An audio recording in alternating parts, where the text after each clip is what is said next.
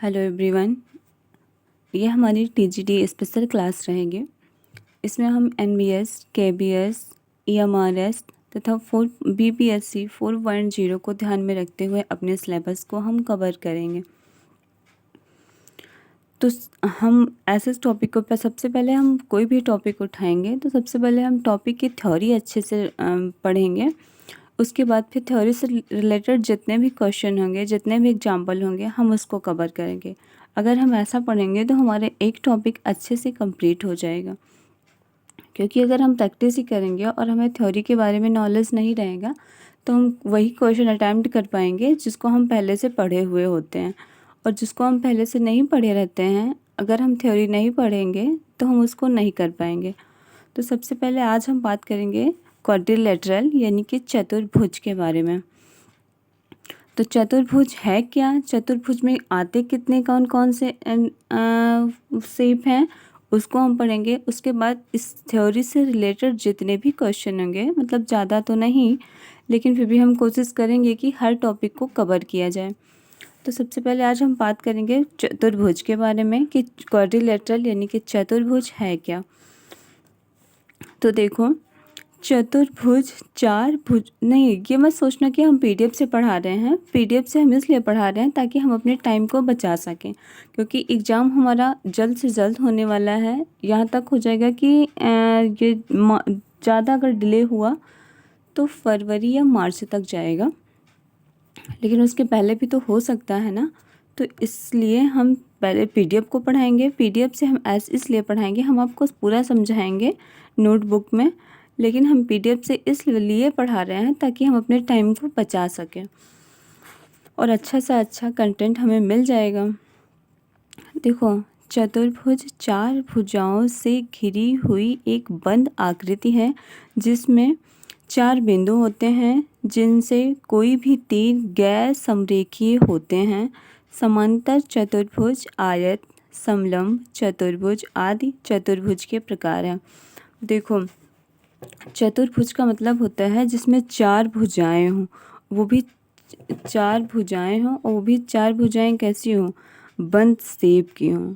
अगर किसी भी चतुर्भुज को ऐसे ऐसे ऐसे कर दिए तो वो चतुर्भुज नहीं माना जाएगा, क्योंकि चतुर्भुज वो होता है जो हमेशा बंद आकृति में होता है।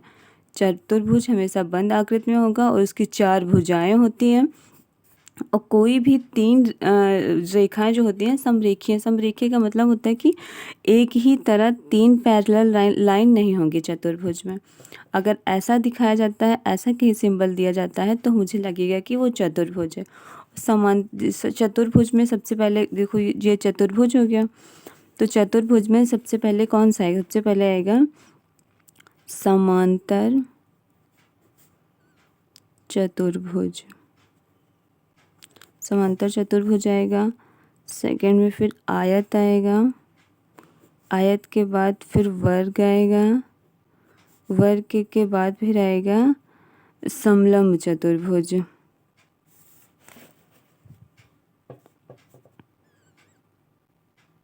समलंब चतुर्भुज। तो सबसे पहले आज हम बात करेंगे चतुर्भुज के बारे में। तो चतुर्भुज की जो विशेषता है, यानी कि उसकी जो कैरेक्टरिस्टिक हैं जिससे हम उसको समझ पाते हैं कि वो एक चतुर्भुज, क्योंकि चतुर्भुज में कई आएंगे। आयत आएगा, वर्ग आएगा, समांतर चतुर्भुज आएगा और समलंब चतुर्भुज आएगा। यहाँ तक कि उसके बाद फिर और भी चतुर्भुज आएंगे, लेकिन जैसे पतंग है और भी कई हैं, लेकिन हम उसको चतुर्भुज में ना फाइंड करके हम किसी और पे फाइंड करते हैं।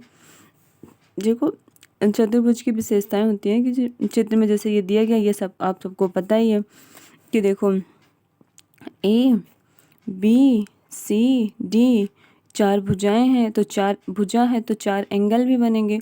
और जब अपोजिट एंगल को हम एक दूसरे को टच कराते हैं तो उसको हम विकर्ण कहते हैं। विकर्ण यानी कि इंग्लिश में बोलेंगे हम डायगोनल कहते हैं। तो जैसे ए और सी ये पॉइंट है, तो इन दोनों पॉइंट को जो मिलाने वाली रेखा है, जो मिलाने वाली लाइन है, इसको हम डायगोनल कहेंगे।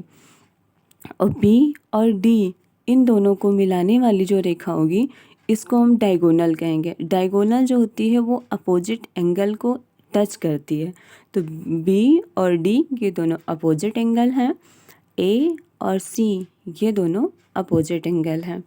उसके बाद फिर हम बात करेंगे सभी अंतःकोणों का योग जो होता है वो 360 के बराबर होता है। जो देखिए, जैसे हम ट्रायंगल की अगर बात करते हैं तो ट्रायंगल में होता है कि जितने भी अंतःकोण होते हैं, मतलब कि जितने भी इंटरनल एंगल होते हैं, उस सभी इंटरनल एंगल का जो सम होता है वो 180 के बराबर होता है। और वही सेम क्वालिटी इसमें भी जब हम बताएंगे तो इसमें होता है कि सभी जितने भी इंटरनल एंगल होते हैं और सभी इंटरनल एंगल का जो सम होता है वो 360 के बराबर होता है। तो ये आपको रिमाइंड करना होगा कि हाँ ये कैसे होगा। देखो क्योंकि जो ये चतुर्भुज बनेगा, चतुर्भुज में ये वाला एंगल, ये एंगल, ये एंगल, ये एंगल, यानी कि ए बी सी और डी, ये चारों एंगल का जो सम होता है वो 360 के बराबर होता है। और यही अगर ट्रायंगल बनेगा तो ट्रायंगल में ये और ये यानी कि ए बी सी इन तीनों का जो सम होगा वो 180 के बराबर होता है। ये आपको याद करने का। ट्रायंगल का जो सम है वो उसको हम फाइंड करने के लिए हमारा एक फार्मूला होता है। फार्मूला जैसे इसमें तो यूज़ नहीं है, हम आपको आगे या किसी थ्योरी में बताएंगे जब उससे रिलेटेड हम एग्जांपल करेंगे। लेकिन फिर भी हम बात यहाँ आई है तो हम बता देते हैं कि जितने भी साइड होते हैं उन साइड को n/2 मल्टीप्लाई 180। तो जैसे साइड कितनी है, साइड 4 है तो 1 2 3 4, तो 4 है तो कितना हो जाएगा 4 माइनस 2 करेंगे तो हम 2 आएगा। और 2 का मल्टीप्लाई जब हम 180 से करेंगे तो इसका मल्टीप्लाई करिए, 18 2 जा 36, तो 36 हो गया और यहाँ पे 0 हो गया, तो हमें 360 हमें फाइंड हो गया। इसी तरह जितने भी रहेंगे, जैसे 5 होगा यानी कि ये जैसे पेंटागन है, हेक्सागन है, ऑक्टागन है, नैनोगन है, तो हम उसके इंटरनल एंगल का जो सम होता है वो हम उसको ऐसे ही फाइंड करेंगे। अब देखिए, नहीं तो हम अपने टॉपिक से भी भटक जाएंगे।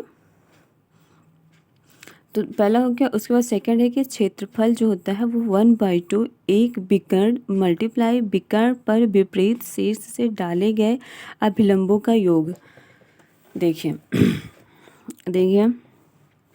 ये एक क्वाड्रिलेटरल हुआ ए बी सी डी, यानी कि विपरीत डायगोनल, यानी कि चाहे हम ए और डी सी को मिलाते हैं, चाहे हम बी और डी को मिलाते हैं, तो हम बी और डी को मिलाएं और बी और डी के जो ये विकर्ण है यानी कि ये जो डायगोनल है, उस डायगोनल पर जो अपोजिट एंगल हैं यानी कि ए और सी, इन दोनों का नॉर्मल एक दूसरे इस पे परपेंडिकुलर जा रहा है। अगर कभी ऐसा शेप आया तो हम क्या करेंगे, तो हम इसको एक पॉइंट मान लेते हैं, ये ए बी सी डी, ये इसको हम ई मान लें और इसको एफ मान लें। तो हमें जब इसकी एरिया फाइंड करने के लिए बोलेंगे कि इस चतुर्भुज की एरिया बताओ जिसका एक विकर्ण दिया गया हो और इसके विकर्ण पे अपोजिट एंगल से जो है दो नॉर्मल परपेंडिकुलर डाले गए हैं, तो हम क्या करेंगे, इसमें करेंगे कि 1/2 मतलब एक विकर्ण ऐसा डायगोनल जो सबसे बड़ा होगा, तो सबसे बड़ा डायगोनल यही है, तो बी और डी फिर मल्टीप्लाई कितना जाएगा ए ई प्लस सी एफ। ये हमारी ये इस फार्मूले से हम इसकी एरिया फाइंड कर लेंगे। और कभी कभी ऐसा होता है जैसे ये जो है ये क्वाड्रिलेटरल दिया गया है, ये ए है, ये बी है, ये सी है, तो ये एडजेसेंट साइड है। इस एडजेसेंट साइड को बोलेंगे आसन्न भुजा। तो आसन्न भुजा ए और ये बी होता है। तो जब ए और बी होगा, देखो चतुर्भुज होता ए और बी होगा, इसे दो साइड दी हुई होती है हमें, और उसके अपोजिट ये दोनों जो साइड होती हैं, जैसे ए और बी की, देखो पूरा लिखते हैं, ए बी ये जो है पैरेलल है सी और डी के, और बी और सी ये पैरेलल है ए और डी के। पैरेलल का मतलब होता है कि जो दो रेखाएं समांतर होती हैं, समांतर का मतलब होता है कि उनके बीच का जो लेंथ है, चाहे हम यहाँ पे फाइंड करें, चाहे हम यहाँ पर फाइंड करें, चाहे यहाँ पर फाइंड करें, उन दोनों के बीच का की जो साइड होती है वो हमेशा इक्वल होती है। तो हम अगर हमें ऐसे दिया गया होगा और यहाँ पे बीच में कोई एंगल दिया हो गया, तो अब हमें बताएंगे कि इस चतुर्भुज की एरिया फाइंड करो। तो हम सबसे पहले लिखेंगे कि 1/2 a into b into sine theta. Sine theta का मतलब होता है साइन को लेते हुए हम उसका एंगल फाइंड करेंगे। और थीटा जो है वो यहाँ जो ए बी और बी सी के बीच का जो एंगल है वो है हो गया। उसके बाद है कि क्या चक्रीय चतुर्भुज का क्षेत्रफल। देखो बात आती है चक्रीय चतुर्भुज। देखिए ये तीसरा हो गया, उसके बाद चौथा आएगा चक्रीय चतुर्भुज। तो चक्रीय चतुर्भुज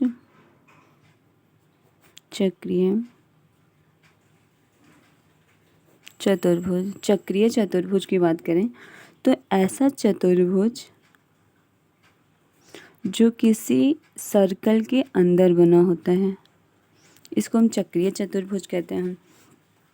चक्रीय चतुर्भुज जो किसी सर्कल के अंदर बना रहेगा, जैसे कि ए हो गया, ये बी हो गया, ये सी हो गया और ये डी हो गया। इन दोनों ए और बी के जो बीच की साइड है वो ए है, ये बी है, ये सी है, ये डी है। तो पाइथागोरस प्रमेय से हम बात करेंगे, अगर हम इसका पेरीमीटर निकालेंगे तो पेरीमीटर होता है तो पेरीमीटर होगा कि जितनी भी साइड होंगे सभी साइड का सम होता है। लेकिन हम जब जो है सेमी पेरीमीटर निकालेंगे, क्योंकि हम जब फार्मूले का यूज करेंगे तो उसमें सेमी पेरीमीटर निकालना पड़ेगा। तो सेमी पेरीमीटर होगा यानी कि अर्ध परिमाप होगा सभी भुजाओं का योग और अपान 2। तो इसमें क्या करेंगे, जो हमें एस निकालना होगा तो एस करेंगे a plus b plus c plus d by 2। इससे हम एस निकालेंगे और इसका फार्मूला होगा रूट के अंदर S minus a, S minus b, S minus c, S minus d. इससे हम चक्रीय चतुर्भुज की एरिया जो है उसको हम फाइंड कर लेंगे। उसके बाद इसमें हम आपको चक्रीय चतुर्भुज की थोड़ी स्पेशलिसिटी बताएंगे कि जैसे ए है, इसका जो अपोजिट एंगल होता है वो हमेशा 180 का होता है। यानी कि angle a plus angle c equal to angle b plus angle d, ये कितना होगा 180 का होगा। कहीं भी अगर चक्रीय चतुर्भुज दिया गया है और उसका एक एंगल दिया गया है और अपोजिट एंगल तुम्हें फाइंड करने के लिए बोल रहा है, तो हम 180 से जो एंगल दिया गया है उसको माइनस कर देंगे तो हमें उसके अपोजिट एंगल के बारे में पता चल जाएगा। ठीक, अब हम बात करेंगे और अपोजिट एंगल में जो होता है जो परिगत चतुर्भुज होता है। देखो अब हम बात करें चक्रीय चतुर्भुज। चक्रीय चतुर्भुज वो हुआ जो किसी उसके स्क्वायर जो किसी सर्कल के अंदर बना हुआ है। और जब हम बात करेंगे परिगत चतुर्भुज,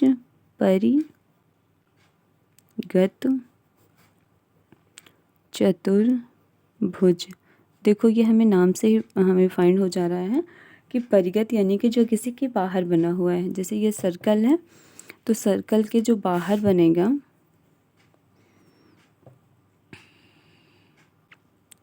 कोई क्वाड्रिलेटरल सर्कल के बाहर बना तो परिगत होने के बाहर बना, तो जो चक्रीय चतुर्भुज इसके बाहर बना है इसका ए बी सी और डी। देखो ए बी सी डी हम निकालिए तो हमें जो इसके अपोजिट एंगल है यानी कि a plus c equal to b plus d, ये हमें फाइंड हो जाएगा। क्योंकि इसका जो अपोजिट साइड होती है, अपोजिट साइड का जो सम होता है वो इक्वल होता है। यानी कि ये हम ए माने, ये बी माने, ये सी माने, ये डी माने, तो a b plus c d equal to b c plus a d, ये हमें फाइंड हो गया। अब हम बात करेंगे नेक्स्ट, जैसे चतुर्भुज का परिमाप हमेशा इसके विकर्णों के योग से अधिक होता है। देखो जो परिमाप होता है, अभी हम आगे बात किए थे, जो परिमाप होता है यानी कि जो पेरीमीटर होता है वो सभी साइड का सम होता है। तो जो सभी साइड का सम होगा वो जो दोनों डायगोनल हैं, उन डायगोनल यानी कि विकर्ण हैं, उन विकर्णों के योग से बड़ा होता है।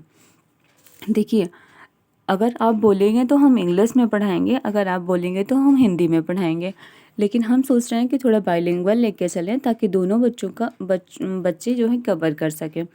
ज़्यादा है, अगर ज़्यादा लोगों की डिमांड आएगी कि इंग्लिश या हिंदी, तो हम उसी पर डालेंगे।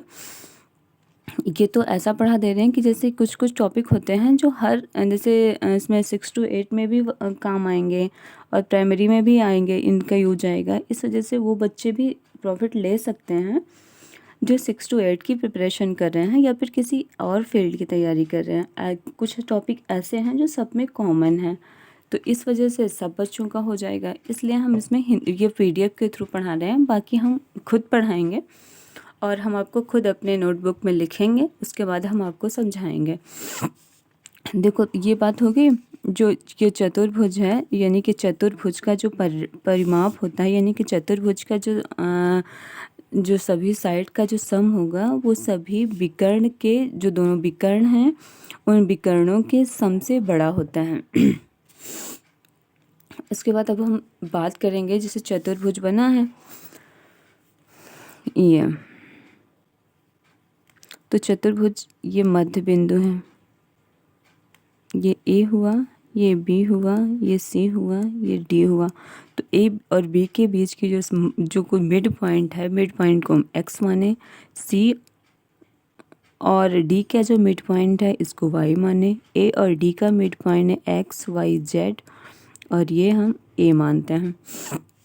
तो इसमें बता रहा है कि जो समांतर चतुर्भुज है, देखो अभी हम आपको सिर्फ हम आपको चतुर्भुज के ही बारे में बताए हैं।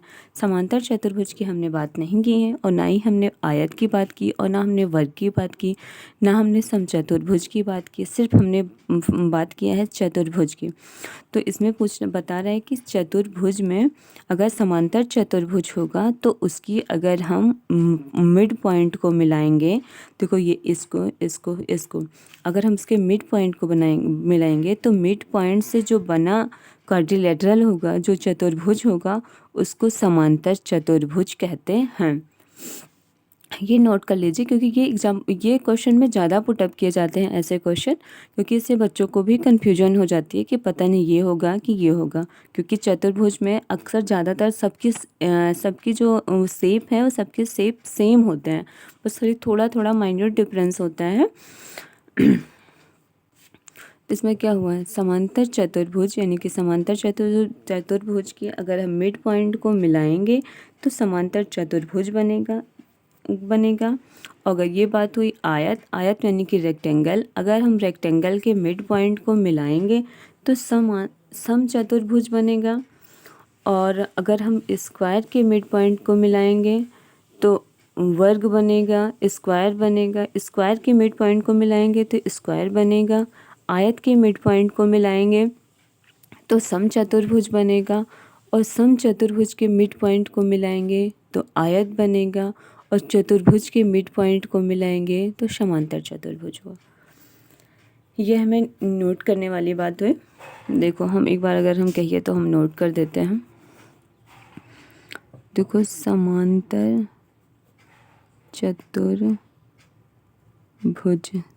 चतुर्भुज के मिड पॉइंट को अगर हम मिला रहे हैं तो वो बन रहा है क्या, समांतर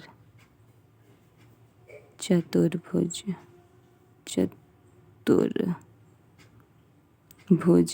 और अगर आयत के हम मिड पॉइंट को मिला रहे हैं तो ये समचतुर्भुज बनेगा, समचतुर्भुज। और अगर हम वर्ग को मिला रहे हैं तो वर्ग बनता है।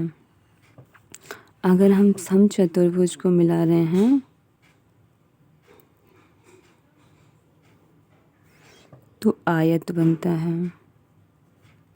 देखो आयत को मिलाने से समचतुर्भुज और समचतुर्भुज को मिलाने से आयत बनेगा, और अगर हम चतुर्भुज को मिलाते हैं तो समांतर चतुर्भुज बनेगा। ये आपको करा दे रहे हैं अभी।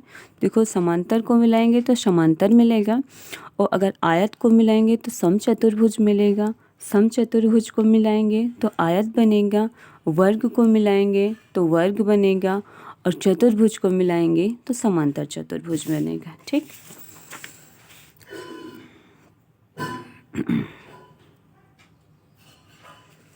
उसके बाद ये है कि अतः निष्कर्ष यह निकलता है कि किसी भी चतुर्भुज के मध्य बिंदुओं को मिलाकर जो आकृति प्राप्त होती है वह समांतर चतुर्भुज होती है, क्योंकि आयत, वर्ग, समचतुर्भुज, समलंब चतुर्भुज ये सभी समांतर चतुर्भुज होते हैं।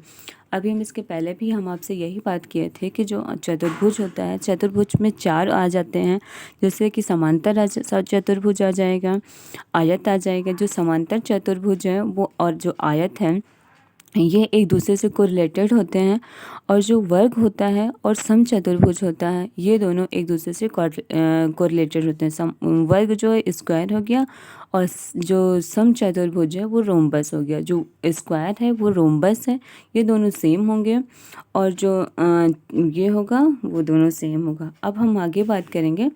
आज की क्लास अगर बोलिए तो हम यहीं पे ख़त्म करें, अगली क्लास हम कल कंटिन्यू रखेंगे। उसमें हम पढ़ेंगे समांतर चतुर्भुज और आयत, ये दोनों एक क्लास में कवर करेंगे। उसके बाद जो वर्ग है और जो वो है क्या बोलते हैं रोम्बस है, इसको हम एक क्लास में कवर करते हैं। तो आज की क्लास हम यहीं समाप्त करते हैं, आगे हम कल मिलेंगे।